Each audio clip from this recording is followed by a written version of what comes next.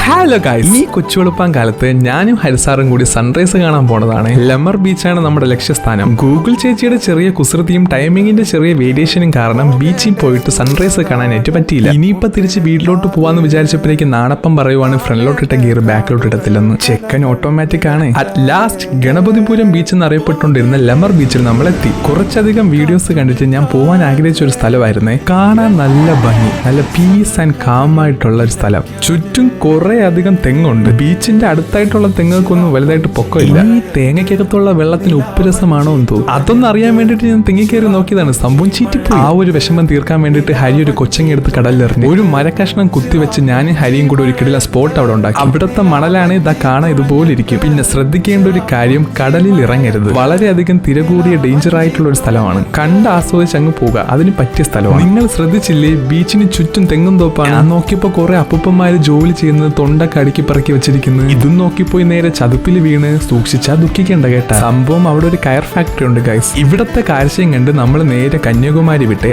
അതിന്റെ അടുത്ത വീഡിയോയിൽ. പിന്നെ ശരിയെന്നാ.